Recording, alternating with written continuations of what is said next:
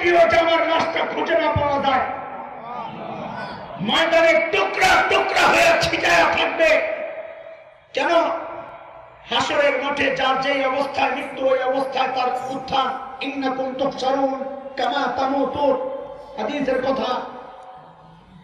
যখন ডাক আসবে, সকলের আস্তে আস্তে লাশগুলো দাঁড়াবে, আর আমার ওই ক্ষত বিক্ষত টুকরা টুকরা হওয়া শরীর, যার থেকে টপ টপ করে রক্ত ঝরতে থাকবে, আর আমার বস্তুগুলো লাফায়া লাফায়া একসাথে জড়ো হবে। আমার মালিক ওই দৃশ্য দেখবে। আমি তো ওই প্রত্যাশা করি, আর তোমরা কি চিন্তা করতেছ? সেই শাইখুল হিন্দের রুহানি সন্তান আমরা, আমাদেরকে মৃত্যুর ভয় দেখায়ও না। বুঝ হওয়ার পর থেকে এই প্রত্যাশা নিয়ে আছি। নিজেও বহু কান্নাকাটি করেছি, কাবার গিলাপ ধরে, কাবার গঞ্জা ধরে চিৎকার করে করে কেঁদেছি, মালিক এমন মৃত্যু দিও যে আমার লাশটা খুঁজে না পাওয়া যায়। ময়দানে ছড়ায় ছিটায় বিচ্ছিন্ন হয়ে পড়ে থাকে, যেন আমার লাশও খুঁজে না পাওয়া যায়। দিন জিন্দার জন্য, দিন কায়েমের জন্য ও আল্লাহ এমন মৃত্যু দিও। এমন দোয়া নিজেও বহুবার করেছি। যাদের মৃত্যু এইরকম মৃত্যুর তামান্না, তাদেরকে তুমি ফাঁসির ভয় দেখাও, তাদেরকে জেল জুলুমের ভয় দেখাও। আরে শোনো কুলাঙ্গাররা, ইমান যেহেতু কবুল করেছি, ভেতরে ওই চিন্তা লালন করে ইমান কবুল করেছি, ধারণ যেহেতু করেছি, ভেতরে ওই চিন্তার চেতনা ধারণ করে বেঁচে আছি। মৃত্যু একদিন হবে। মৃত্যু শেয়ারের মৃত্যু চাই না, সিংহের মৃত্যু চাই। মুসলমানের সিংহের মৃত্যু হচ্ছে জিহাদের ময়দান। এর চেয়ে উত্তম মৃত্যু হতে পারে না। তোর দরকার নেই, তুই ওয়াজ করে খাওয়া, খানকা চালা, আমাদেরকে ডিস্টার্ব করিস না। আমাদের একটাই কথা, তুমি বলতে পারো না, বলো না। তোমাকে জোর করা হয় নাই, তোমাকেও বলা লাগবে। তুমি আন্দোলন সংগ্রামে নাই, প্রতিবাদে নাই, করো না। তোমার যদি কলিজা না থাকে, করো না। তোমার ওয়াজ বন্ধ হয়ে যাবে, মাদ্রাসা বন্ধ হয়ে যাবে, খানকা বন্ধ হয়ে যাবে। আমি তো স্পষ্ট করে বলি, অনেক খানকাওয়ালারা নারাজ হবে, অনেক তরিকাওয়ালারা নারাজ হবে, অনেক ওয়াইজ নারাজ হবে। স্পষ্ট কথা, স্পষ্ট কথা, যে খানকা থেকে সত্য উচ্চারণ হবে না, যে খানকা থেকে প্রতিবাদ আসবে না, তাওহীদের পক্ষে কথা হবে না, শিরকের বিরুদ্ধে কথা হবে না, ওই খানকা চালায় দিতে হবে। বুঝো, বড় কপাল বলে খেলা হবে, আসো। এই বোকাকে কে বুঝাবে? দিন খেলার জিনিস না, দিন বুঝার জিনিস। আল্লাহ তাআলা বলেন, এরা স্পষ্ট গুমরাহিতে নিমজ্জিত। সূরা জুমার আয়াত নম্বর 22, রব্বে কারীম বলেন, أفمن شرح الله صدره للإسلام فهو على نور من ربه فويل للقاسية قلوبهم من ذكر الله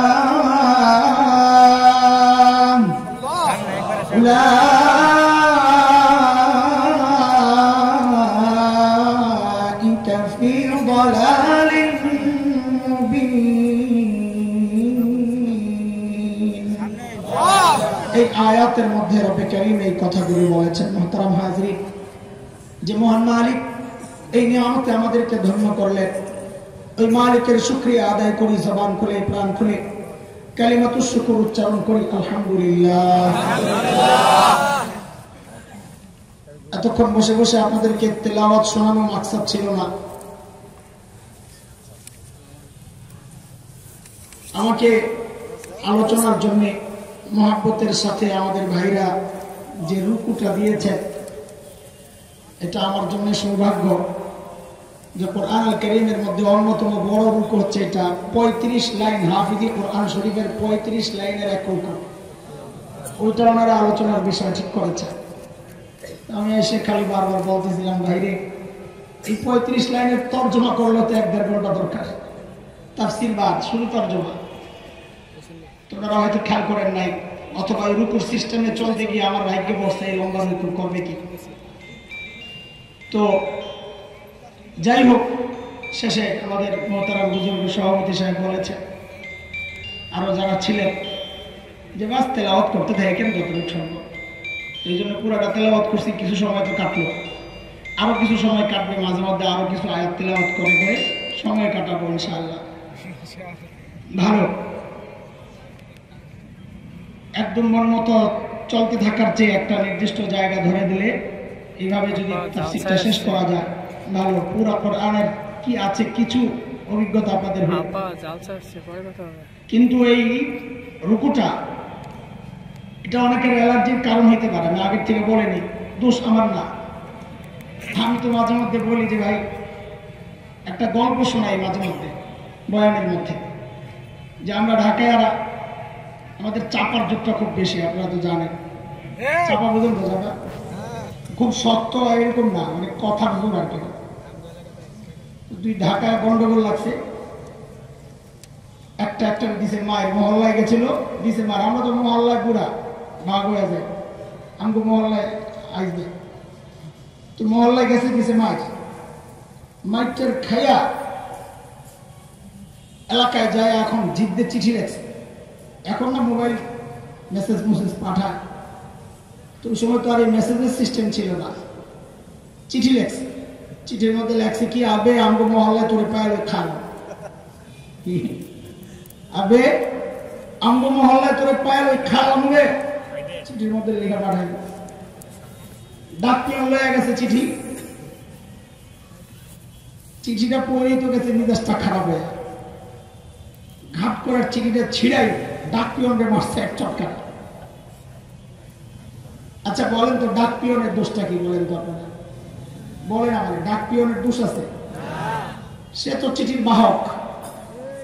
তোমার যদি হেডম থাকে ওই চিঠিওয়ালা যে লেখছে তারে যায় ধরো, ওইখানে পারো না। এখন মারছো ডাক পিয়নরে, আগে ভাই একবার খাইছো, এখন আবার খাওয়ার বুদ্ধি করছো। দোস্ত আমাদের অবস্থাও তাই।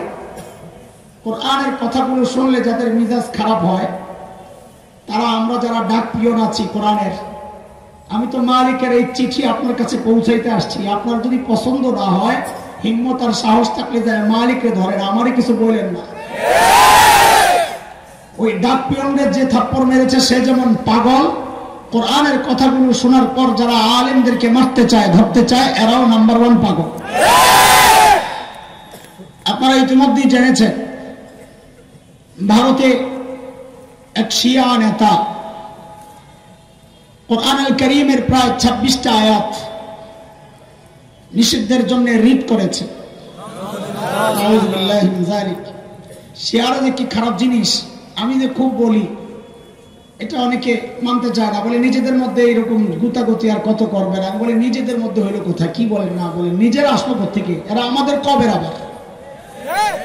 আমেরিকা শিয়া কমান্ডার একজনকে মেরে ফেললো, বড় সামরিক কর্মকর্তা। আইরে আমাদের মাতম শুরু হয়ে গেছে আমাদের এই লেবাসওয়ালাদের। তা আমি বলি এখানে মাতমের কিচ্ছু নাই, আবু জাহেল রে আবু লাহাবে মারছে, এখানে আমাদের আফসোস করার কিচ্ছু নেই। তো ওই 26টা আয়াত দেখলাম, দেখি বুঝছি কোন জায়গায় লাগছে। ইংরেজরা এই উপমহাদেশে যখন আসলো, এরা দেখলো যে মুসলমানদের ইমানি চেতনার মূল উৎস কি। তো দেখেছে কোরআনুল কারীম, এর মধ্যে প্রতিরূপ যুদ্ধ মোকাবেলার যে স্পৃহা স্পিরিট, কোরআনের জিহাদি আয়াতগুলো আমাদেরকে আন্দোলিত করে, উজ্জীবিত করে। ওই আয়াতগুলো চেঞ্জ করার জন্য যদি বলে তো মানুষ তো মানবে না। তো এই জন্য গোলাম আহমদ কাদিয়ানীকে ফিট করছে। কেন? যে নতুন ওহী আসতেছে, আগেরগুলো ঠিক আছে, বাদ দিলে তো মুসলমান মানবে না। তো একটা নতুন কৌশল নিচ্ছে যে আয়াতগুলো ঠিক আছে, তবে নতুন ওহী আসছে আমার কাছে যে জিহাদ হারাম। এদের ভয়ের জায়গাটা ওইটা। আর ওই 26টা আয়াত পরে আমরা দেখেছি প্রত্যেকটা আয়াত হচ্ছে জিহাদি প্রেরণা জাগানোর জন্য মালিকের পক্ষ থেকে কিছু পয়গাম। কাফেরদেরকে কোন কোন জায়গায় মারতে হবে, ঘাড়ে, গর্দানে, নলিতে নলিতে, সব সিস্টেম যে সমস্ত আয়াতে দেওয়া আছে। মালউনিনা আইনামা সুকিফু খিজুর দেনে পাইবা ধইরাই শেষ। কাতিলুল লাযিনা ইয়ালুনাকুম মিনাল কুফফার কাছেরটারে আগে ধরবা। এই জাতীয় আয়াত যতগুলো আছে সব বাদ দেওয়ার জন্য তারা আবেদন করেছে। ওই সময়ে কাদিয়ানীদেরকে দিয়ে কাজ করাইছে, এই সময় শিয়াদেরকে দিয়ে একই কাজ করাইতে চাচ্ছে। কিন্তু মুসলমান আমরা বিশ্বাস করি কোরআন আসমানি কিতাব, আখেরি কিতাব, এর মধ্যে সংযোজন বিয়োজন, নতুন কিছু বের করার, নতুন কিছু ঢুকানোর কোন সুযোগ নাই। কিয়ামত পর্যন্ত একটা নুকতা পরিবর্তনের চিন্তা যদি কেউ করে তার ঈমান চলে যাবে। এটা তো মাসআলা বললাম, কিন্তু আমাদের অবস্থান এই জায়গায় ক্লিয়ার। আমরা কোরআনে বিশ্বাস করি না, আসমানি কিতাব, আর এই কিতাবে বিশ্বাস করেছি, এই চেতনা লালন করি যে এই একটা অক্ষর 26 আয়াত না, কোরআনের একটা অক্ষর রক্ষায় যদি কোটি কোটি মুসলমানের জীবন দিতে হয়, আমরা জীবন দিতে প্রস্তুত আছি। এটা তাদের এগুলো জেনে রাখা দরকার। আমি কথাগুলো শুরুতেই কেন বলে নিচ্ছি যে আমার যে আয়াতগুলো, এই আয়াতগুলো বেশিরভাগই ওই রকমেরই আয়াত। ওই সময় যে সমস্ত মুনাফিকরা টাল বাহানা করত জিহাদে যাইতে, অজুহাত দেখাইতো, শুধু অজুহাত, ওজর পেশ করত, এই বিষয়গুলো এখানে ক্লিয়ার করা হয়েছে। আল্লাহ তাআলা নবীকে জানান দিয়েছেন যে ওজর কিচ্ছু না, এগুলো সব অজুহাত। ওজর এক জিনিস, অজুহাত আরেক জিনিস। অজুহাত হচ্ছে ফাঁকি দেওয়ার অস্ত্র, ওজর হচ্ছে নিজের অক্ষমতা। দুই জিনিস। এই রূপতে আল্লাহ তাআলা এই বিষয়টা ক্লিয়ার করেছেন। শুরুর আয়াত থেকে আমি শুরু করি, তরজমা তাফসীর নাকি? আরে বলেন না, আপনারা একটু বললেন আমি সাহস পাই। কি এখন কি হবে? কি না? আরে বলেন না। 35 আয়াতের তাফসীর করতে বসছি, 1 ঘন্টা, মাথাটা আমার খারাপ হয়েছে। তরজমা আমাকে বলছে তরজমা করেন, আমরা তরজমা করতেছি। 1 নম্বর আয়াত, মালিক বলে আফাল্লাহু আনকা লিমা যিনতা লাহুম হাত্তা ইয়াতাবায়ানা লাকাল্লাযীনা সাদাকু ওয়া তা'লামাল কাযিবিন। আজকে প্রায় 4 সপ্তাহ আমি অসুস্থ, গলা ব্যথা প্রচন্ড, অ্যান্টিবায়োটিকের কোর্স শেষ। ডাক্তার বলেছে ওই অ্যান্টিবায়োটিক কিছু কাজ হবে না। আমি কি কাজ হবে ওটা দেখ?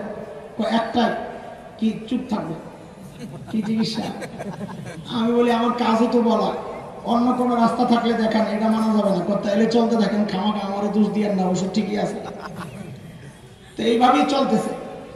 এমনি তো আমার সারা জিন্দিগি ফাটা বাস দিয়েই সারা জিন্দিগি চলছি। এখন আর বাস ফাটা নাই, এখন সুরসুর হয়ে গেছে। সুরসুর বুঝে গুড়া, এখন আর ফাটা নাই, কি হয়ে গেছে? গুড়া হয়ে গেছে।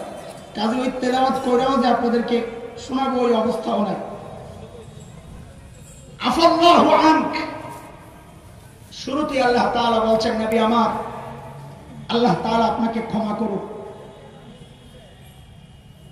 কেন ক্ষমার ব্যাপার আসলো? কেন? কারণ মুনাফিকরা আপনার কাছে অনুমতি চেয়েছে, আপনি অনুমতি দিয়ে দিলেন যাচাই না করে। লিমা যিনতা লাহুম হাত্তা ইয়াতাবায়ানা লাকাল্লাযীনা সাদাকু ওয়া তা'লামাল কাযিবিন। কে সত্যবাদী কে মিথ্যাবাদী বিষয়টা স্পষ্ট হওয়ার আগে আপনি কেন অনুমতি দিলেন যে ঠিক আছে তোমাদের যুদ্ধে না গেলেও চলবে? এটা তাদের অজুহাত না, ওজর না। অজুহাত এক জিনিস, ওজর আরেক জিনিস। মসজিদে যাব নামাজে, এটা শুধু জিহাদের ব্যাপার না, সব ব্যাপারে। নামাজে যাব, ফজরের নামাজের সময় একটু ঠান্ডা বেশি লাগতেছে, আমি অসুস্থ হয়ে যাইতে পারি, টিপটিপ বৃষ্টি পড়তে পারে, মাঝখানে গেলে তো বৃষ্টি আয়া পড়বে, থাক আজকে ঘরেই পড়ি। এগুলা ওজর না, এগুলা অজুহাত। এগুলা কি? ওজর হচ্ছে আমি আমার সর্বোচ্চ, আল্লাহ বলেছেন সামনে, আমি আমার সর্বোচ্চটা করব, তারপর যদি না পারি ওইটা হলো ওজর। আমি শুরুই করলাম না, আগের থেকে একটা অজুহাত দাঁড় করাইছি যে মনে হয় এমন হইতে পারে, মনে হয় বিপদে পড়ে যেতে পারে, মনে হয় সমস্যায় পড়তে পারে। এটার নাম ওজর না, এটা অজুহাত, এটা ধোঁকা, এটা হচ্ছে বাটপারি, দিন থেকে বাঁচার ইবাদত থেকে নিজেকে সরানোর একটা অপকৌশল আল্লাহ জানায়া দিচ্ছেন নবীকে।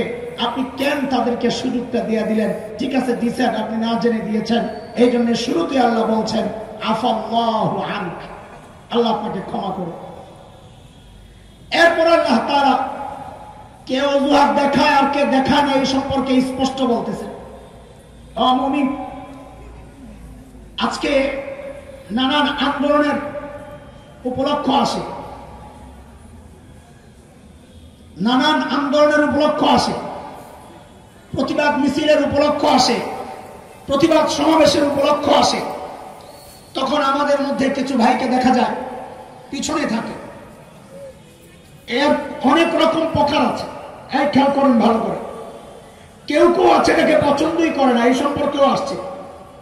কেউ কেউ আছে ভাবে, এই সমাজের কথা বলছি, ভাবে ঠিক আছে মামুনুল হক যাচ্ছে যাক না, বাবুনগরী সাহেব যাচ্ছে যাচ্ছে না, সবাই কেন যাইতে হবে? এটা হচ্ছে ইহুদি স্বভাব। বলে এটা কি? এটা কি ইহুদি স্বভাব? ইহুদিরা নবী মুসা আলাইহিস সালামকে বলেছিল ইযহাব আনতা ওয়া রাব্বুকা ফাকাতিলা ইন্না হাহুনা কাঈদুন, আপনি আর আপনার রবে যায় মারামারি করেন, লড়াই করেন, আমরা এখানে বসলাম। আজকে যারা ঠিক এই কথাটা বলে, মামুনুল হক যাক, বাবুনগরী যাক, আমার ওয়াজ বন্ধ হয়ে যাবে, আমার চাকরি চলে যাবে, আমার মাদ্রাসা বন্ধ হয়ে যাবে, আমি চাইতে পারব না, আমি নিরাপদে থাকতে চাই। কসম আল্লাহ, কসম আল্লাহ, এটা মুনাফিক, এটা মুমিনের পরিচয় হতে পারে।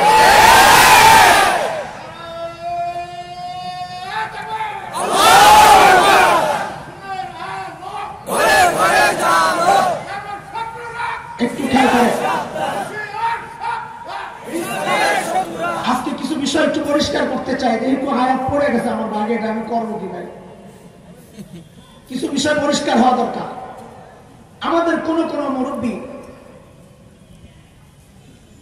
আমাকেও বলেছে সময় ভালো না, একটু চুপ থাকলে কি হয়?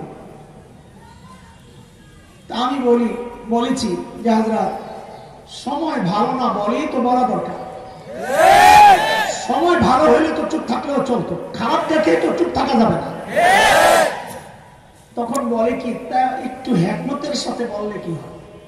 কি আর বলেন না? হিকমত, হিকমত। অনেক চিন্তা করছি, এটা কোন হিকমত রে? অনেক চিন্তা করতে করতে করতে করতে একদিন বেরিয়েছে, আরে বাংলাদেশে হিকমত দুই প্রকার। কয় প্রকার বলেন?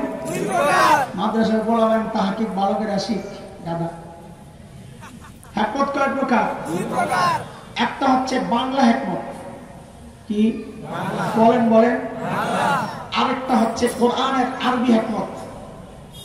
বাংলা হিকমত মানে যেটা আমাদেরকে নসিহত করে, বাংলা হিকমত মানে হচ্ছে পিঠ বাঁচানোর জন্য সত্যকে গোপন করে তালে তালে চলতে থাকা, এর নাম বাংলা হিকমত। বুঝে আসছে কথা? আবার শুনেন, পিঠ বাঁচানোর জন্য সত্যকে গোপন করে তালে তালে চলতে থাকা, এর নাম কি? বাংলা হিকমত। বাজার ছাড়া তুমি খায়া নাও, আমার পরে 10 টাকা দিয়ে।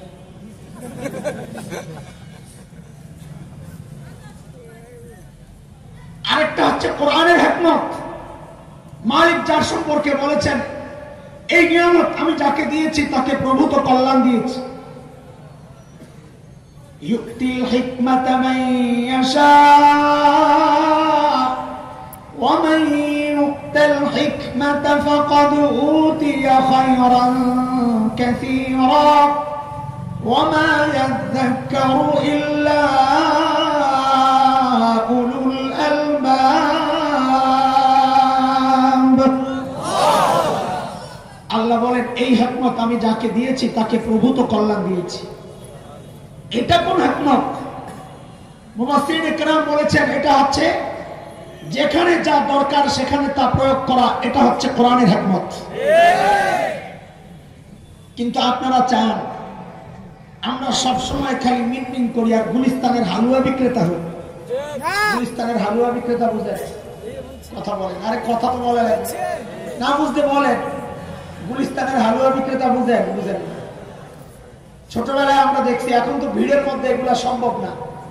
ছোটবেলায় আমরা দেখছি গুলিস্তানে, ফরিদাবাদ মাদ্রাসায় পড়তাম তো, বাসা সায়েন্স ল্যাবরেটরি, আসার সময় রাস্তার হক আদায় করতে করতে হাঁটতে হাঁটতে আসতাম। তখন তো ফাঁকা থাকতো, তো দেখতাম মাঝে মধ্যে গুলিস্তানে বাটপাররা মজমা জমাইতো। বাটপাররা কি চাপা, সুবহানাল্লাহ। হালুয়া বিক্রি করে, হালুয়া। কোন রোগের? মাথা ব্যথা, চোখ ব্যথা, কান ব্যথা, নাক ব্যথা, দাঁত ব্যথা, পেটে ব্যথা, গিরায় গিরায় ব্যথা, সর্দি, জ্বর, কাশি, আমাশা, জন্ডিস, আরো বহুত রোগ আছে যেগুলো শর্মে আমি বলতে পারতেছি না। বুঝলে, সব রোগের এক চিকিৎসা, এক ফাইল হালুয়া। বলেন তো এই ডাক্তার বিজ্ঞ ডাক্তার না বাটপার?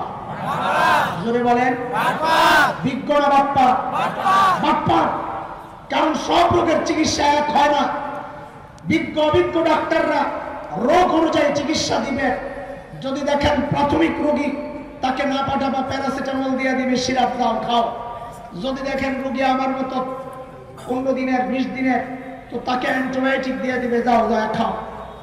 যদি দেখেন রোগী করোনা রোগী, তো তার অ্যান্টিবায়োটিকের সাথে ভ্যাকসিনও মেরে দিবে এখন। আর যদি দেখে অপারেশনের রোগী, তারেও কি প্যারাসিটামল দিবে, একটা অ্যান্টিবায়োটিক দিবে, না কি করতে হবে? বলেন না, বলেন না। অপারেশনের বিকল্প আছে?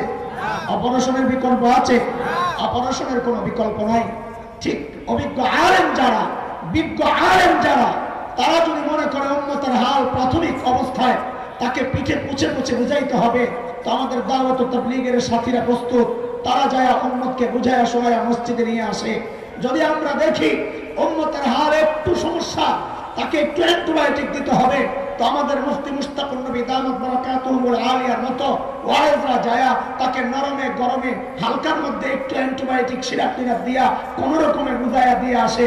আর যদি দেখে না রোগী করোনার রোগী, তাহলে তাকে অ্যান্টিবায়োটিকের সাথে একটা ইনজেকশন দেওয়া লাগবে, তখন আমাদের মাওলানা খালিদ সাইফুল্লাহ আইয়ুবীর মতো ওয়াইজদেরকে পাঠায়া দেয়, যাও তারা অ্যান্টিবায়োটিক দাও, একটা হালকা ইনজেকশন মাইরা দিও। আর যদি দেখি যে না রোগী অপারেশনের রোগী, তখন আর মিনমিন চলে না, তখন প্যারাসিটামল আর নাপা চলে না, তখন স্পেশালিস্ট সার্জন আল্লামা মামুনুল হকের বিকল্প নেই। আল্লাহু আকবার, আল্লাহু আকবার, জিয়ার সাবধান, আল্লাহু আকবার,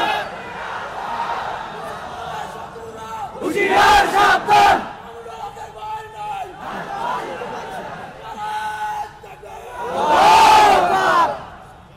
মুসলমান, এই জন্য বললাম খালি কাউকে নিজের আগায় দিও না, নিজের সাথে থাকা লাগবে। আল্লাহ বলতেছেন ওজোর কারা দেখাবে অজুহাত? যার দিলের মধ্যে ঈমানের সমস্যা। কথাকার মালিক বলে লা ইস্তাযিনুকা আল্লাযীনা ইউমিনুনা বিল্লাহি ওয়াল ইয়াউমিল আখির আন ইউজাহিদু বিআমওয়ালিহিম ওয়া আনফুসিহিম والله عليم بالمتقين إنما يستأذنك الذين لا يؤمنون بالله واليوم الآخر وارتابت قلوبهم فهم في ريبهم يترددون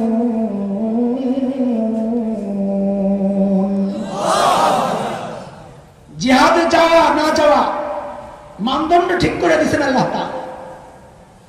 আন্দোলন সংগ্রামে যাওয়া কি যাওয়া না, মানদণ্ড ঠিক করেছেন কে? আল্লাহ। আল্লাহ বলছেন ইন্নামা ইস্তাযিনুকাল্লাযীনা লা ইউমিনুনা বিল্লাহি ওয়াল ইয়াউমিল আখির, যে আল্লাহর আখিরাতে বিশ্বাস করে না, আপনার কাছে সেই পেছনে থাকার অনুমতি চাইবে।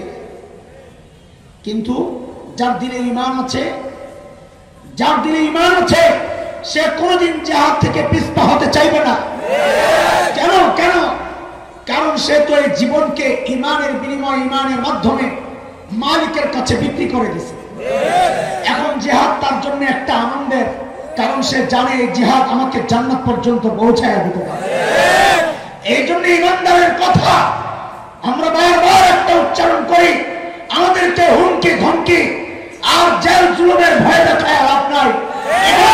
কবুল করেছি, এই চেতনা লালন করি, আমার বিবি বিধবা হতে পারে, আমার সন্তান এতিম হতে পারে, আমার দেহ থেকে মাথা বিচ্ছিন্ন হতে পারে, আমার সিনা থেকে কোরআন বিচ্ছিন্ন করা যাবে না। কোরআন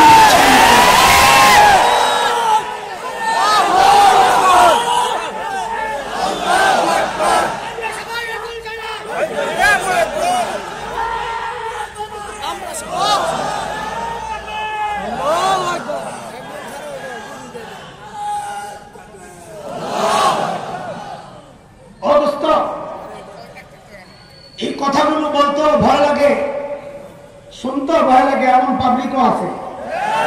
আমি জিজ্ঞেস করি আপনারা শুনতে ভয় পাইতেছে? আমার বলতেও ভয় নেই। কেন? আরে কোরআনের বিধান আমি বলতে ভয় পাইলে আমি কিসের ইমানদার? বলেন কিসের ইমানদার? আমি তো শাইখুল হিন্দের রুহানি সন্তান। বলেন শাইখুল হিন্দের রুহানি সন্তান। শাইখুল হিন্দ বলতেছিলাম, জিহাদ এখন বর্তমান দুনিয়ায় সবচেয়ে মজলুম ইবাদতের নাম। এগুলা বললে অনেকে কেমন কেমন করে, যে উস্কানি লাগে, জিহাদের কথা উস্কানি লাগে। এখন তো জিহাদের কথা এমন ভাবে শেষ হয়ে গেছে যে জিহাদের আলোচনা করাকেও ভয় পায়। রহমতুল্লাহ আলাইহির নামটা উচ্চারণ করলে অনেকের কলিজা কাঁপে, আরে না জানি শেষ। শেখ ওসামা বিন লাদেন রহমতুল্লাহ আলাইহির আলোচনা করলে অনেকের কলিজা কাঁপে, আরে না জানি শেষ। কেন মুসলমান? আরে কেন? তুমি তোমার সময়ের শ্রেষ্ঠ সন্তানদের নাম উচ্চারণ করবা মুখে গর্বের সাথে। এরা সন্ত্রাসী, এরা হচ্ছে ইহুদি নাসারাদের কাছে সন্ত্রাসী।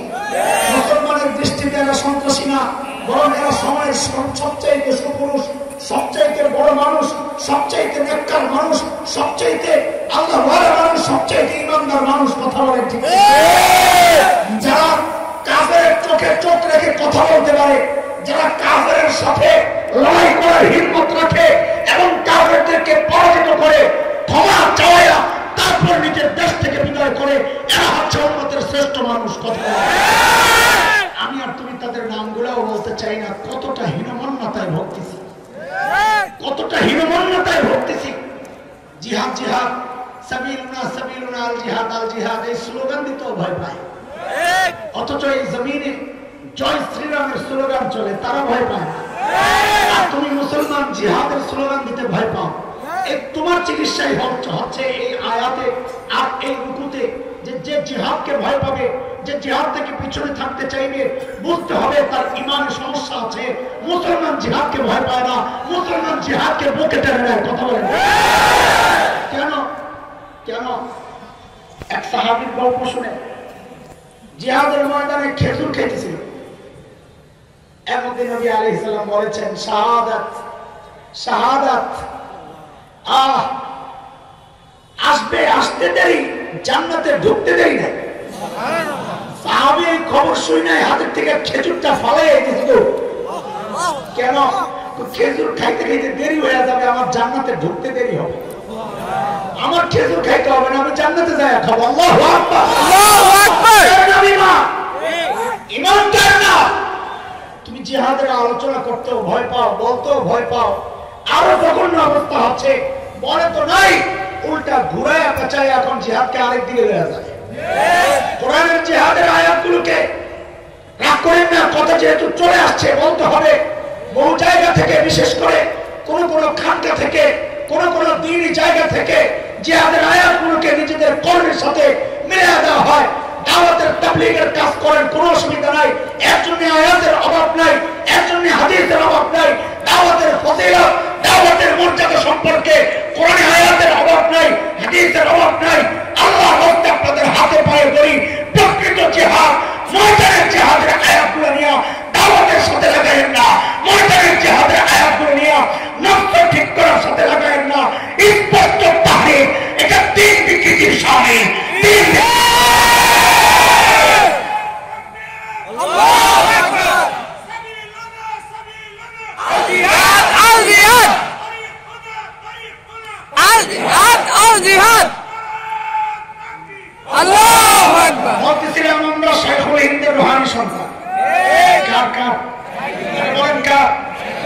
শাইখুল হিন্দের রুহানি সন্তান মানে কি? দাওবন্দের মানুষ শাইখুল হিন্দকে বড় ভালোবাসত। ভালোবাসার মানুষ ভারত বাসবে।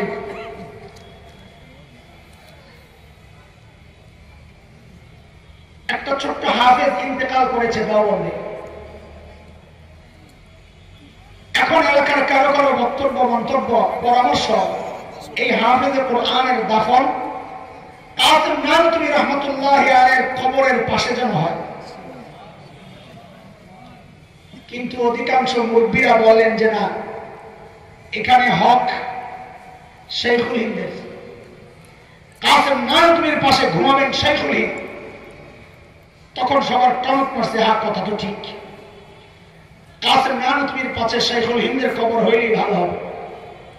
সিদ্ধান্ত হইল কাসেম নানতুমির পাশের কবরটা শেখুল হিন্দের জন্য বরাদ্দ। লোকেরা গেলেন শেখুল হিন্দের কাছে, হযরত আমাদের সিদ্ধান্ত আপনার ইন্তেকালের পর আপনার কবরটা কাসেম নানতুমির পাশে হবে। শেখুল হিন্দ মাহমুদ হাসান দেওবন্দি রহমতুল্লাহ আলাইহ চোখ দিয়ে ঝরঝর করে পানি পড়া শুরু করছে, কান্না করা শুরু করলেন।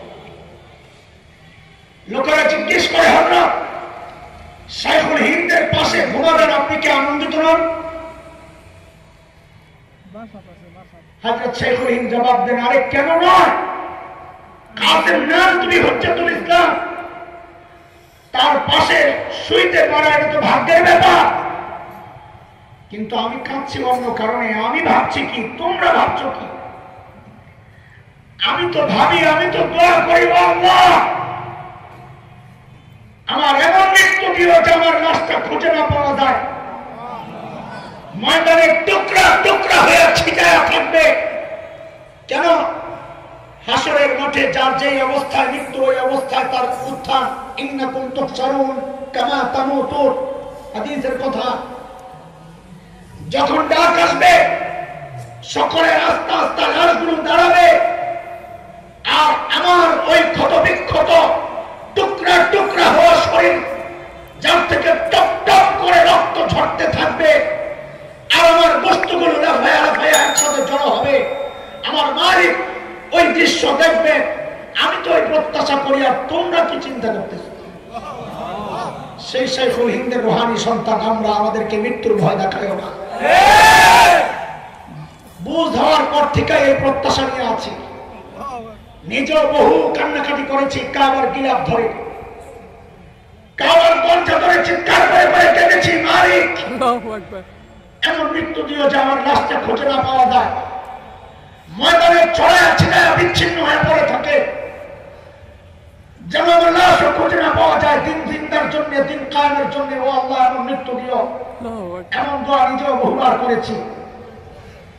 যাদের মৃত্যু এইরকম মৃত্যুর তামান্না, তাদেরকে তুমি ফাঁসির ভয় দেখাও, তাদেরকে জেল জুলুমের ভয় দেখাও।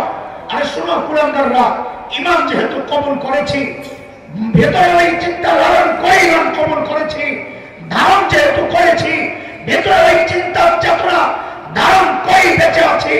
মৃত্যু একদিন হবে। মৃত্যু শেয়ারের মৃত্যু চাই না, সিংহের মৃত্যু চাই। মুসলমানের সিংহের মৃত্যু হচ্ছে জিহাদের ময়দান। এর চেয়ে উত্তম মৃত্যু হতে পারে না।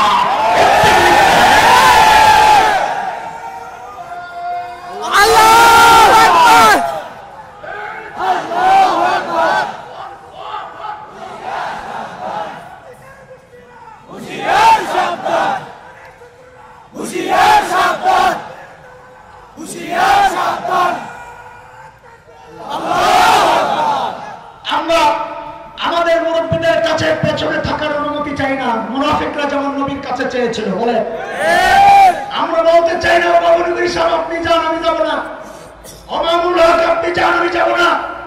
আমরা এই কথা বলতে চাই না, বরং আমরা এই মজমা থেকে জানিয়ে দিতে চাই, ও আল্লামা বাবুনগরী আপনি এগিয়ে চলে, আমরা আপনার সামনে থাকবো, পেছনে থাকবো, ডানে থাকবো, বামে থাকবো।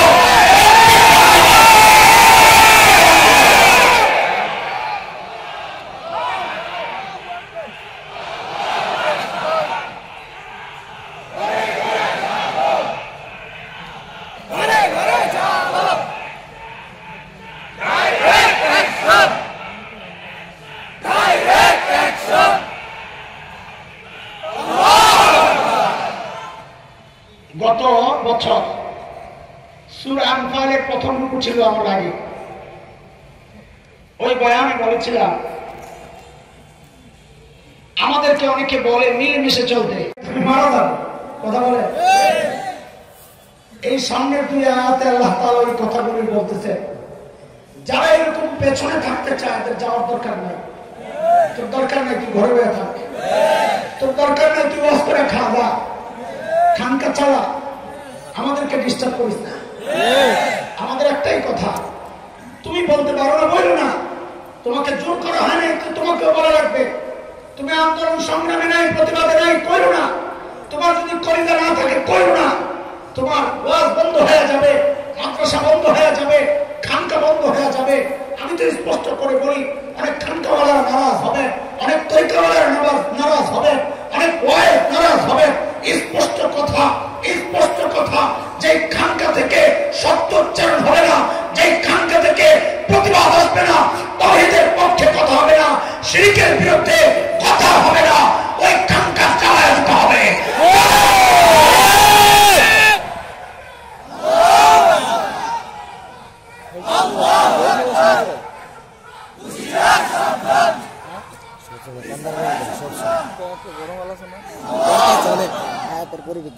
আল্লাহ বলছেন ওয়ালাউ আরাদুল খুরুজ লা'আদ্দু লাহু উদ্দাতান ওয়ালাকিন কারিহাল্লাহু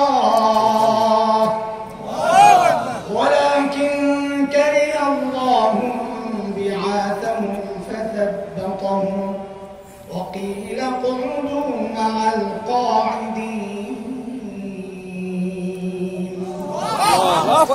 لو خرجوا فيكم ما زادوكم إلا خبالا ولأوضعوا خلالكم يبغونكم الفتنة وفيكم سماعون لهم والله عليم بالظالمين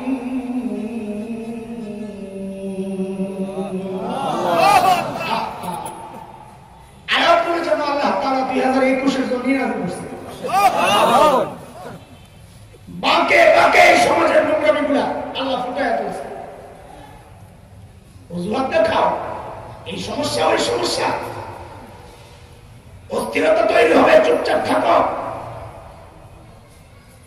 গত 2 মাস আগে জানুয়ারিতে শেষ দিকে বিবিসি সাংবাদিক কাদের বলল আমাকে ফোন করে, আমি ছিলাম কক্সবাজারে মাহফিলে। ফোন দিয়ে বললো জামিল ভাই আমার একটা ইন্টারভিউ নেওয়া দরকার, নেন। কাটছাট করে প্রচার করে খালি চলবে না বলে তো বলে এখন ওয়াজ মাহফিলগুলোতে রাজনৈতিক আলাপ হয়, উস্কানিমূলক বক্তব্য দেওয়া হয়, এই অভিযোগ আসছে। এটা তার বক্তব্য না, তিনি বলতেছেন এই অভিযোগ আসছে।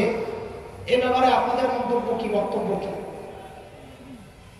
তা আমি জিজ্ঞেস করলাম পাল্টা, এদের থেকে, এদের আক্রমণ থেকে বাঁচার সবচাইতে সহজ উপায় হচ্ছে পাল্টা হামলা করা, কাউন্টার অ্যাটাক। আক্রমণই হচ্ছে বেস্ট ডিফেন্স, না কি বলে না কথা বলেন নাকি? পাল্টা হামলাই হচ্ছে মানুষের সবচাইতে বড় ডিফেন্স, নিজেকে রক্ষা করার সবচেয়ে সহজ ব্যবস্থা। তা আমি তাকে জিজ্ঞেস করলাম, ও ভাই রাজনৈতিক আলাপ কোনটা, উস্কানিমূলক বক্তব্য কোনটা? আগে এটার সংজ্ঞা ঠিক করেন, তারপরে আমরা বুঝবো ওয়াজ মাহফিলে রাজনৈতিক আলাপ হয় কিনা, উস্কানিমূলক বক্তব্য হয় কিনা। কারণ আমার ছোট্ট অভিজ্ঞতা হলেও মোটামুটি অভিজ্ঞতা কম না, বয়ানের ময়দানে 5-6 বছর, কিন্তু সমাজে তো আর 5-6 বছর নাই, সমাজে তো ছোট থেকে এই সমাজ তো চিনি। আমার অভিজ্ঞতা হচ্ছে এই বয়ানে রাজনৈতিক বক্তব্য কোনটা? রাজনৈতিক বক্তব্য হচ্ছে শত্রু বয়ান আছে এখানে, আপনি শত্রুর বিরুদ্ধে বলবেন, ওই লোকটা বলবে এ হুজুর রাজনৈতিক বক্তব্য দিচ্ছে। ঘুষখোর বসে আছে, আপনি ঘুষের বিরুদ্ধে বলেন, আওয়াজ আসবে এই হুজুর রাজনৈতিক আলাপ করে। পর্দার বিরুদ্ধে বলবেন, পর্দার পক্ষে যারা বেপর্দায় চলে তাদের বিরুদ্ধে বলবেন, সভাপতি খেয়ে দেবে কারণ তার বউ পর্দা করে। ফজর নামাজ পড়ে না, এদের বিরুদ্ধে বলবেন, সেক্রেটারি খেয়ে দেবে কারণ হ্যাঁ ঘুমের থেকে অর্ডার দেওয়ার সময়। এখন এই হুজুর চলবে না, এই হুজুর রাজনৈতিক আলাপ করে। উস্কানিমূলক বক্তব্য কোনটা? এটা আমরা বলতেছি এগুলো সব উস্কানিমূলক, তাই না? তাদের কাছে এগুলাই উস্কানিমূলক। আমার নবীকে কেউ গালি দিবে, আমি প্রতিবাদ করব, প্রতিবাদ হয়ে যায় উস্কানিমূলক। আমার দাড়ি কিনে কটাক্ষ করবে, আমার ভাইদেরকে দাড়ির কারণে চাকরি না দেওয়ার সত্তর জুড়ে দিবে, দাড়ি কাটলে চাকরি দিব, আমি প্রতিবাদ করব, এইটা হয়ে যায় উস্কানিমূলক। পর্দার বিপক্ষে তাদের অবস্থান, আমি প্রতিবাদ করলে এটা হয় উস্কানিমূলক। আমি জিজ্ঞেস করতে চাই, একজনকে জবেহ করবে, সে ছটফট করলে যদি উস্কানিমূলক হয়, তাহলে যে জবেহ করলো, যে আঘাত করলো, তাকে আপনি কি বলবেন? আগে ওইটা ঠিক করেন। এই দেশে আলেমদের প্রতিবাদগুলো প্রত্যেকটাই নিজে আক্রান্ত হওয়ার পর। আমাকে আজকের হেফাজতে ইসলামের প্রতিষ্ঠার দরকার ছিল কি? আজকে আমার কিছু ভাই অভিজিৎ রায় নামক ওই কুলাঙ্গার ব্লগারকে হত্যা করেছিল, এই হত্যার দরকার ছিল কি? আমাদের দাবি যদি আপনারা মানতেন, সাহায্যে রসুলকে যারা হত্যা, রসুলকে যারা গালি দেয়, এদেরকে যদি মৃত্যুদণ্ডের আইনের আওতায় আনতেন, তো এই যুবকগুলো নিজেরা অস্ত্রের হাতে তুলত না, আইন নিজের হাতে তুলে নিত না। মুসলমানদের ইমান এটা, তারা তার জীবনের চেয়ে নবীকে বেশি ভালোবাসে, তারা সইতে পারে নাই, অস্ত্র নিজের হাতে তুলে নিয়েছে। আমরা কাউকে উৎসাহ দিচ্ছি না, কিন্তু আমি মনে করি আমার ভাইরা কোনো অপরাধ করে নাই।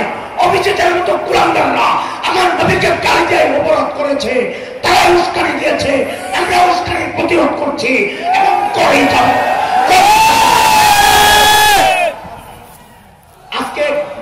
আজকে দেখেন কথায় কথা আসে, অভিজিৎকে যারা হত্যা করলো তাদের মৃত্যুদণ্ডের রায় হলো, অথচ অভিজিৎরা আমার নবীর ইজ্জতকে হত্যা করলো, তাদের কোনো বিচার নাই। তাহলে আমি জিজ্ঞেস করতে চাই, আমাদের কাছে আমার নবীর ইজ্জতের চেয়ে অভিজিতের জীবনের দাম বেশি? তাহলে তোমরাও শুনে রাখো, অভিজিতের জীবনের চেয়ে আমাদের জীবন, আমাদের নবীর জীবনের চেয়ে আমাদের জীবনের দাম কম।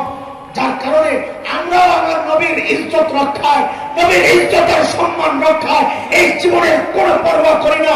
আমি তো বলেছি, আমার সামনে যদি কোনো কুলাঙ্গার আমার নবীকে গালি দেয়, কসম আল্লাহ, আমি তার কল্লা ভাঙায় আমার কোনো পরোয়া নাই, আমার কোনো পরোয়া নাই। এটা আমার ইমান, এটা আমার স্পৃহা, এটা আমার নবীর প্রেম ভালোবাসা। আমার নবীর জন্য আমি যে কোনো ত্যাগ স্বীকার করতে রাজি, যে কোনো ত্যাগ স্বীকার করতে রাজি করবো। আল্লাহু আকবার।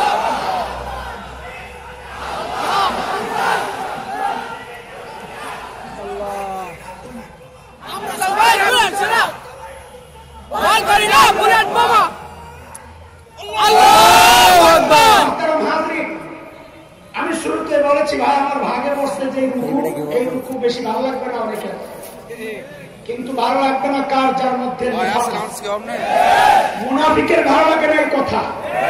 ইমানদারের জীবনের চূড়ান্ত লক্ষ্য আল্লাহর দ্বীনের জন্য, আল্লাহর দ্বীন কায়েমের জন্য সে সর্বোচ্চ ত্যাগ স্বীকার প্রস্তুত না।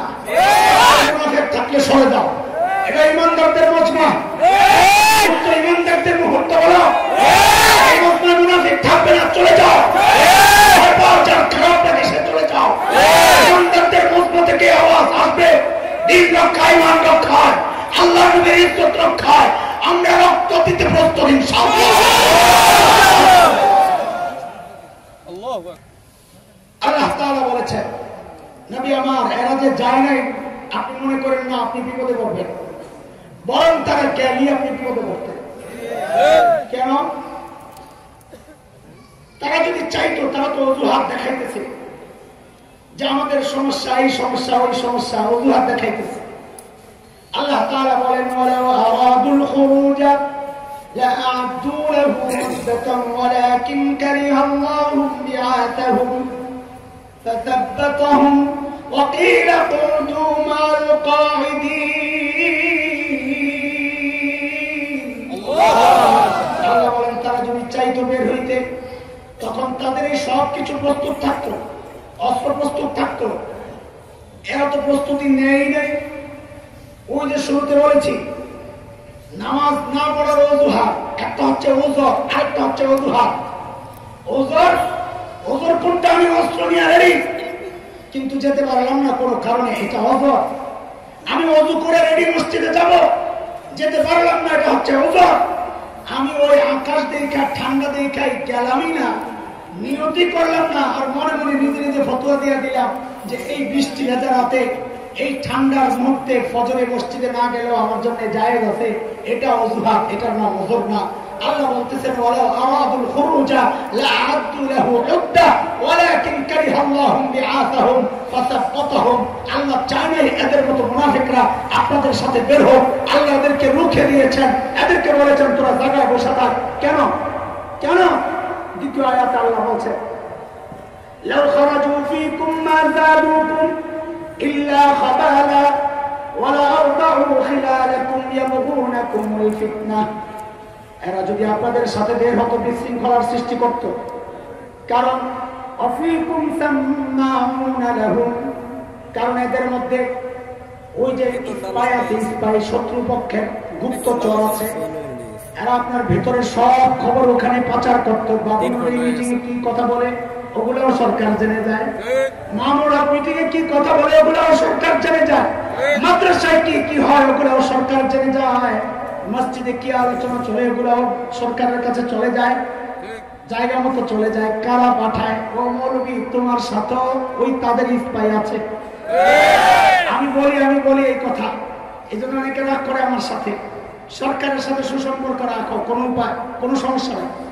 সরকারকে আমাদের মোকাবেলায় আনার দরকার কি? শত্রু বানানোর দরকার কি? সরকারের কাছে যাবা, কেন যাবা?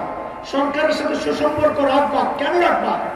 রাখবো এই জন্যে যে জনগণের কথাগুলো, উম্মতের কথাগুলো, আমাদের ভেতরের চেতনার কথাগুলো, আমাদের সিদ্ধান্তগুলো, আমাদের ইচ্ছাগুলো সরকার পর্যন্ত পৌঁছায় দেওয়া, সরকারকে জানায় দেওয়ার জন্য সরকারের সাথে একটা গ্রুপের সুসম্পর্ক রাখা দরকার।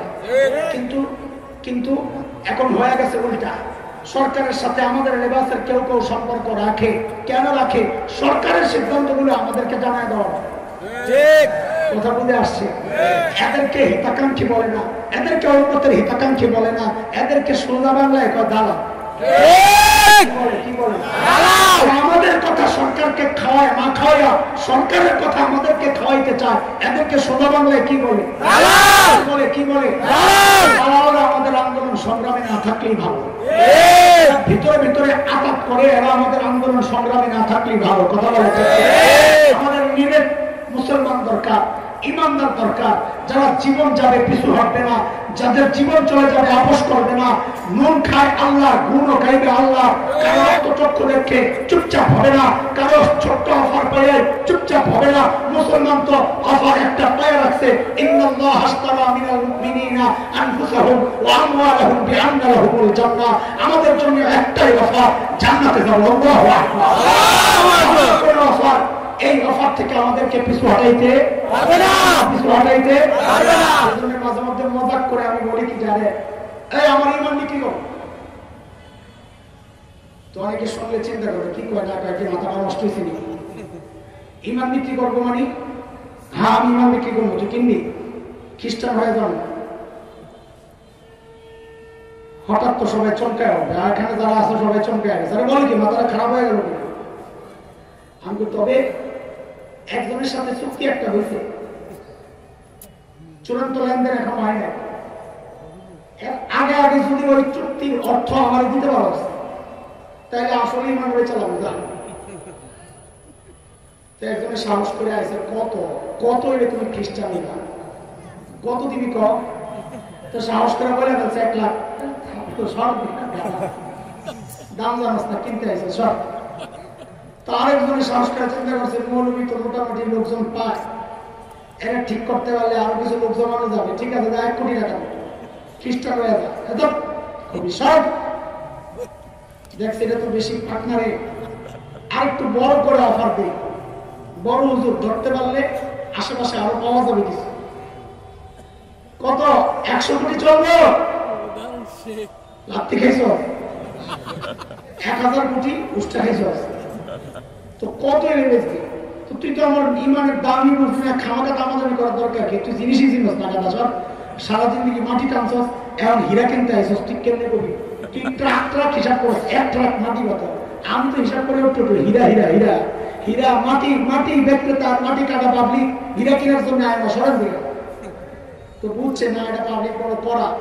তো সবাই মিলে সিদ্ধান্ত নিয়েছে, চল একটা কাম করি, সবাই মিলে বুঝাই দেখি কি কয় দুনিয়ায় যা কিছু আছে গোটা দুনিয়ায় সব কথার কথা একজোট হইয়া আমাকে এসে বললো গোটা দুনিয়ায় যা কিছু আছে সব তোমার সব বিনিময়ে তুই খ্রিস্টান হয়ে যাবে সব এমন কেমন দাম বস্তায় করে কয় কি তারা আছে কি গোটা দুনিয়ার সব দিয়ে দিব তাও খ্রিস্টান হবে না এরপরে তার নাই কিছু তুমি তো আমার ইমানের দাম বুঝো না এই জন্য দামাদামি করতেছো সব কাম হইব না কি জন্যে গোটা দুনিয়ার উপরে আর কি আছে বলে গাধা আমার এই ইমানের বিনিময়ে নবী বলেছে আমি কমপক্ষে এইরকম 10টা দুনিয়া পাবো তুই একটা হয়ে কেনার জন্য 10টা হয়ে হাজির হয় পরে চিন্তা করুন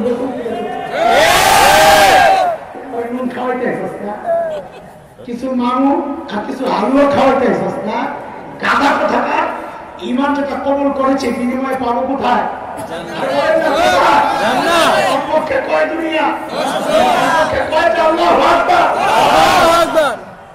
আমাদের বুজুর্গরা আল্লাহর কাছে বলতেন আল্লাহ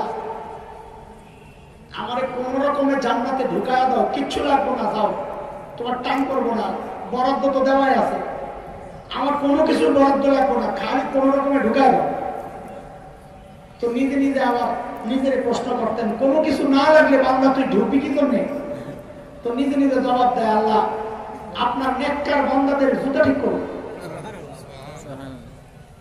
এই যে কথাটা বলতেছে ভিতরে ভিতরে কিন্তু বুঝে যে জান্নাতে জুতা ঠিক করার কোনো সিস্টেম নাই খাদেমের অভাব আছে না তোমার জুতা ঠিক করা লাগবে কিন্তু বলে একটা ভিতরে মতলব আরেকটা মতলব কি খালি কোন রকম ঢুকাও নবী গোমর বাস করে দিছে ঢুকলেই কমপক্ষে 10 দুনিয়া মাঝে মধ্যে যে তাসবিহ ফজিলত বলি আমি যে ভাই একবার সুবহানাল্লাহ পড়লেই জান্নাতের সাথে সাথে একটা গাছ লেগে যায় সুবহানাল্লাহ আপনারা তো সালাত দিয়ে গাছটা লাগাই নিলেন সুবহানাল্লাহ লাগছে তো আরেকটা সুবহানাল্লাহ কি আজব করবার আরেকটা লেগে গেছে সুবহানাল্লাহ সুবহানাল্লাহ সুবহানাল্লাহ সুবহানাল্লাহ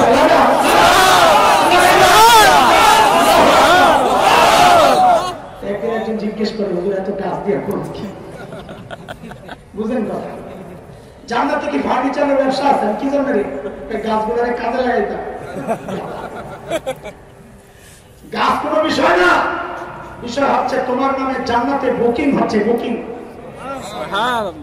ওই জান্নাতের কাজ বুঝার জন্য তোমাকে জান্নাতে ঢুকতে হবে এটাই হলো মূল পয়েন্ট গাছ কয়টা ওইটা বিষয় না বিষয় হচ্ছে গাছের উসিলায় তুমি জান্নাতে ঢুকলা আর ঢুকলেই তো কমপক্ষে 10 দুনিয়া যারা ইমানের বিনিময়ে এত বড় নিয়ামত পাইয়া বসে আছে এদেরকে তুমি হালুয়ার লোক দেখায় লাভ নাই কথাটা ঠিক সমস্ত হালুয়ার কথা গান্দা খাওয়া ইমান বরবাদ করতে রাজি না ইমান কবুল করেছি জান্নাতে পাবো এই আশায় কাজে হুমকি দিয়েও লাভ নাই হালুয়ার লোক দেখায়ও লাভ নাই আমরা লোভ একটাই জান্নাত পাবো আল্লাহু আকবার ইনশাআল্লাহ ইনশাআল্লাহ আল্লাহ তাআলা বলছেন لقد ابتغوا الفتنة من قبل وقلبوا لك الأمور حتى جاء الحق وظهر أمر الله وهم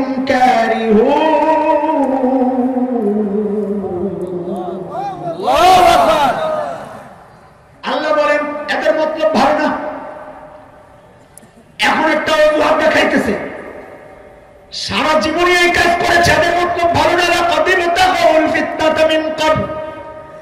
আগে থেকেই তারা ফিতনাবাজ আজকে এই কথা কালকে এই কথা পিছলায়া যায় খালি মতলব একটাই ইমানদারদেরকে বিব্রত করা বিপদে ফেলানো ঠিক তুমি মনে করো না আজকে মামুনুল হকের বিরোধিতা করতেছে আজকে মামুনুল হক চুপ হয়ে যাক আজকে সবচাইতে ঠান্ডা মানুষ সে যদি কথা বলা শুরু করে তারা তার বিরুদ্ধে রাখবে মামুনুল হক চিল্লায় এই জন্য মামুনুল হক ওয়াজ বন্ধ করে ফেলছে তোমার তো জাকির নায়েক তো নরম নরম কথা হয় এর পৃষ্টিভি বন্ধ লোকে জাকির নায়েক কি চিল্লায় আরে কথা বল জাকির নায়েক চিল্লায় না চিল্লাইছে জিন্দেগিতে না বলেন না আল্লাহর বান্দা জিন্দেগিতে চিল্লাইছে তো জাকির নায়েকের পৃষ্টিভি বন্ধ হইলো কেন বুঝা গেল চিল্লানির কারণে ওয়াজ বন্ধ হয় না চিল্লানির কারণে এরা খেপে না এদের কাছে ইসলামের কথাগুলো তুমি নরম সুরে বলো আর শুনে বলো, এরা বরদাস্ত করতে পারে না। বিষ গরম করে খাওয়া আর ঠান্ডা বিষ খাওয়া এদের কাছে বিষই মনে হয়। আরে কথা বলেন না আপনারা, কাজে ওই চিল্লানির দোষ দিও না। আল্লাহ বলেন লাকাদ ইবতাগাউল ফিতনাতা মিন ক্বাবলু, আজকে যুদ্ধে যাইতেছেন আপনি ভাইবেন না এখন তাদের সমস্যা, তারা সবকালেই সমস্যা। মূল সমস্যা ইসলাম নাই, মূল সমস্যা মুনাফিকি। লাকাদ ইবতাগাউল ফিতনাতা মিন ক্বাবলু ওয়া কাল্লাবু লাকাল উমুর, আপনার বড় কাজ উল্টাপাল্টা করে দিছে। এদেরকে সঙ্গে নেওয়ার দরকার নাই, এদের ওজোর শোনার দরকার নাই, ওজোরাত শোনার দরকার নাই। এরা মুনাফিক, মুনাফিকরা আলাদা থাকলেই ভালো। আমরাও বলি এই সমাজে মুনাফিকদের দরকার নাই। তুই পড়ে থাক তোর খানকা লইয়া, তুই পড়ে থাক তোর মসজিদ লইয়া, তুই পড়ে থাক তোর মসজিদে ওয়াজ লইয়া, দরকার নাই মুনাফিকদের। ইমানের রাস্তায়, দ্বীনের রাস্তায়, ময়দানে জিহাদে একাও চলবো, আল্লাহর সাথে আছেন ইনশাআল্লাহ। কথাটা আল্লাহ আয়াত রয়ে গেছে, আয়াত রয়ে গেছে অনেক। তর্জমা করলে আগেই বলছি, আমার তর্জমা করলে শেষ হবে। এই কথা কার? আল্লাহ। আল্লাহ বলেছেন সূরা তাওবা, যে সূরা পড়তেছি এর শেষ আয়াত, শেষ আয়াত। আল্লাহ কি বলেন? এই কথাটা বললেই নবীকে সান্ত্বনা দিয়েছেন, এই যুবকরা হীনমন্যতায় ভুগবো না, হীনমন্যতায় ভুগবো না। এই সূরা তাওবার শেষ আয়াত দিয়ে আল্লাহ এই কথাই বলেছেন। কে আসলো কে গেল কোনো পরোয়া নাই, আসলে তোমার কল্যাণ, না আসলে ধরা খাইলা। فإن تولوا فقل حسبي الله لا إله إلا هو عليه توكلت وهو رب العرش العظيم। নবী এরা যদি আপনাকে পিঠ দেখায় আপনি জানায়া দেন দরকার নাই তোদের সহযোগিতা, হাসবি আল্লাহ, আমার জন্য আমার আল্লাহ যথেষ্ট, আমার ভরসা কেবল তার উপর, তিনি ছাড়া কোনো মাবুদ নাই। তার ক্ষমতা জানো, তিনি আরশে আজিমের মালিক। ইমান দীপ্ত একটা ছোট্ট গল্প শোনাই, একটাও তো গল্প বলি না, একটা গল্প শোনাই। শেখ উমর মুখতার শতাব্দীর অন্যতম শ্রেষ্ঠ বিপ্লবী বীর, লিবিয়ার দখলদারদের বিরুদ্ধে প্রতিরোধ লড়াই করছিলেন। দখলদাররা সিদ্ধান্ত নিল ওনার নিয়ন্ত্রিত অঞ্চলে বম্বিং করে গোটা এলাকা শেষ করে দিবে। কাছের কেউ একজন এসে বলল, হযরত এলাকা ছাড়তে হবে। বলে কেন? বলে তারা বম্বিং করে গোটা এলাকা শেষ করে দিবে, আমাদের কাছে বিমান বিধ্বংসী অস্ত্র নাই, আমরা কিভাবে মোকাবেলা করব? শেখ উমর মুখতার বড় ইমান দীপ্ত এক আজীব জবাব দিয়েছেন। পাল্টা প্রশ্ন করে তিনি জানতে চেয়েছেন, আচ্ছা বলো তো ওদের বোমারু বিমানগুলো কি অনেক শক্তিশালী? তো বলে হ্যাঁ অনেক শক্তিশালী। তো সে জিজ্ঞেস করেন কত শক্তিশালী বলো তো?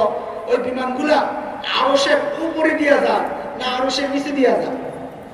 আল্লাহ কি বলেন আপনি? কোথায় আরশ, কোথায় সাত আসমান, কোথায় মহাশূন্য, এর কত নিচে দিয়ে বিমানগুলা যায়? তো শায়েখ ওমর মুখতার জবাব দেন, থুরো তাইলে ভয় পাই হালাত। এমনি বলতেছো, আমি তো মনে করছিলাম আরশের উপর দিয়ে বুঝি যায়, আরশের উপর দিয়ে গেলে আমাকে রক্ষা করবেন যে আরশের মালিক, বম যদি তার মাথায় একটা পড়ে তো আমারে বাঁচাবেন কে? যেহেতু আরশের উপর দিয়ে যাবে না, আমার মালিক যেহেতু ঠিক থাকবে, আমার কোনো টেনশন নাই, আমাকে রক্ষা করবেন যিনি, তিনি ঠিক থাকলে আমিও ঠিক থাকবো ইনশাআল্লাহ। কিন্তু দুঃখের বিষয় হচ্ছে ওই আল্লাহ তো এখন মারা গেছে, অসুস্থ, আরাম করতেছে, একটু রেস্টে আছে, হসপিটালে ভর্তি, বান্দারে বাঁচাইতে বাঁচাইতে ক্লান্ত হয়ে গেছে, না আগের মতোই? আগের মতো। সূরা আহজাব আয়াত 62, 61টা নিয়ে ওই 26 আয়াতের মধ্যে একটা আছে 61 নম্বর আয়াত, মালউনিনা আইনামা সুকিফু উখিযু ওয়া কুতিলু তাকতিলা। মালাউন যেখানে পাইবা ধইরা মারতে হবে। মালাউন মানে হিন্দু না, আবার এটা মনে করিস না। এর দুই আয়াত আগে আছে, 57 নম্বর আয়াতে মালাউনের পরিচয় আছে। ইন্নাল্লাযীনা ইউযুনাল্লাহা ওয়া রাসূলা লা'নাহুমুল্লাহু ফিদ দুনিয়া ওয়াল আখিরা ওয়া আ'আদ্দা লাহুম আযাবাম মুহিনা। আল্লাহ ওর রাসূলকে যারা কষ্ট দেয় এরা মালাউন। এরা হিন্দু হওয়া দরকার নাই, খ্রিস্টান হওয়া দরকার নাই। এরা যদি দাড়ি টুপিওয়ালাও হয়, যদি আল্লাহ আল্লাহ রাসূলকে কষ্ট দেয়, ওই দাড়ি টুপিওয়ালাও মালাউন। এটা আশ্চর্য কথা।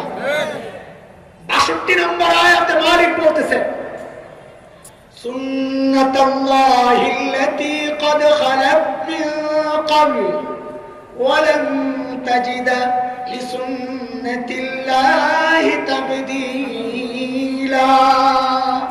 আল্লাহু আকবার। এই পুরো পৃষ্ঠার কথা একবারে বলতেছি, আমি আর আয়াত পড়তে পারবো না, আয়াত শুরুতে পড়ছি। এখানে দুইটা প্রসঙ্গ মোটা দাগের। একটা হচ্ছে বিপদে তারা আমাদের বিপদ দেখে খুশি হয়, কিন্তু তুমি ভেঙে পড়ো না। আমাদের বিপদ দেন কে? আল্লাহ। বিপদে পড়াও যারা হিম্মত হারায় না, এই বিপদটাও তাদের জন্য জয়। আমি আসতেছি আরেকটা লাস্ট প্রসঙ্গ বলে আমি শেষ করব, কিন্তু এর আগে আরেকটা ছোট্ট প্রসঙ্গ যেই কথা বলছিলাম তাওয়াক্কুল আর ভরসার ব্যাপার, ওই প্রসঙ্গে আসছিলাম। ওই আল্লাহ আগেরই আছে। আল্লাহ বলতেছেন সুন্নাতাল্লাহিল্লাতী ক্বাদ খালাত মিন ক্বাবলু ওয়া লান তাজিদা লিসুন্নাতিল্লাহি তাবদীলা। আমার সিস্টেম আগে যা ছিল এখনো তাই, না পরিবর্তন হবে? আগের মতো। আগের সিস্টেম কি ছিল? আগের সিস্টেম ছিল, ভালো করে শোনো, আগের সিস্টেম ছিল নমরুদের মালিক ছিল না, নমরুদ ধ্বংস হয়েছে। ফিরআউনের মালিক ছিল না, ফিরআউন ধ্বংস হয়েছে। খলিল ইব্রাহিম আলাইহিস সালামের মালিক ছিল, তিনি জিতে গেছেন। মুসা আলাইহিস সালামের মালিক ছিল, তিনিও জিতে গেছেন। বিলাল হাবশীদের মালিক ছিল, বিলাল হাবশীরাও জিতে গেছেন। এটা ছিল আগের সিস্টেম। আল্লাহ বলেন ওয়ালান তাজিদা লিসুন্নাতিল্লাহি তাবদীলা। বর্তমানেও আমার সিস্টেম পরিবর্তনশীল না, পরিবর্তন হবে না। বর্তমান হচ্ছে আমেরিকার মালিক নাই, আমেরিকার পতন অনিবার্য। রাশিয়ার মালিক নাই, রাশিয়ার পতন অনিবার্য। ইসরায়েলের মালিক নাই, ইসরায়েলের ধ্বংস অনিবার্য। ভারত শোন, কুলাঙ্গার শোন, তোদের মালিক নাই, তোদের ধ্বংস অনিবার্য। আজকে যারা আমাদেরকে হুমকি ধমকি দেয়, হাত ভাঙতে চায়, ঘাড় মটকাতে চায়, কাদের ইশারায় লাফায়, রশি কোন জায়গায় পুতুলের আমরা জানি। আমাদেরকে হুমকি ধমকি দেওয়া লাভ নাই।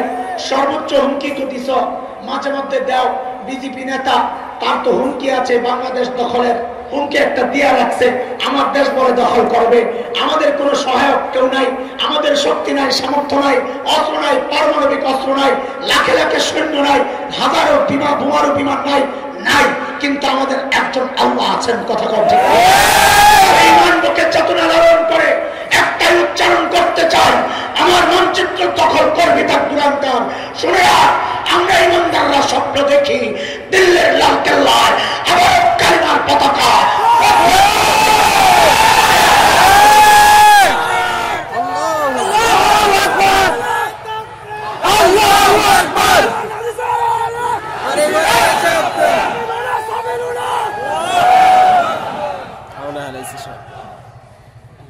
একটা ছোট্ট প্রসঙ্গ রয়ে গেছে রে ভাই,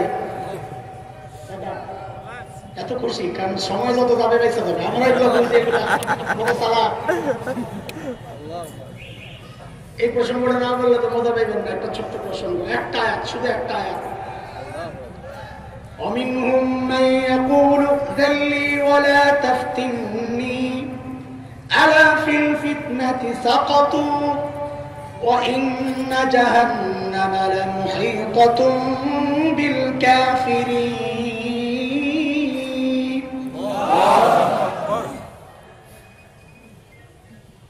এক মুনাফিক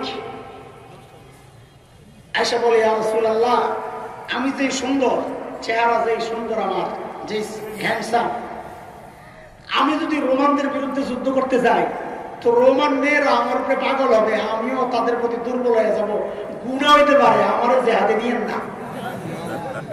কত বড় বুজুর্গ দেখছেন। শয়তানির তো লাইন আছে, এটা একটা লাইন। নেক্সট শুরুতে ধোকা, এটা কি নেক্সট শুরুতে ধোকা।